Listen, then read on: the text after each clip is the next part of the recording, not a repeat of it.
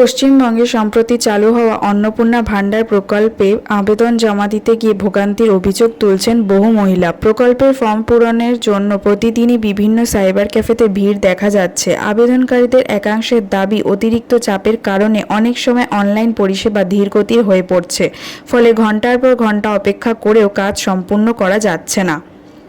কাকিমা এখানে কি করতে এসেছেন? এই অন্নপূর্ণা ভান্ডার একবার বাড়িতে করলাম, ফর্ম ফিল আপ করলাম, তা এখন হবে না, আবার এখন অনলাইন করতে হবে, এত ঝামেলা, ভালো লাগে না। এই এখন বাড়িতে বাচ্চা কাচ্চা আসে, রান্নাবান্না করব কখন, এই কখন থেকে এসে লাইনে দাঁড়িয়ে আছি। আর উপরে রোদ্দুর, এত রোদ্দুরে লাইন দিয়ে কি দাঁড়ানো অসম্ভব না।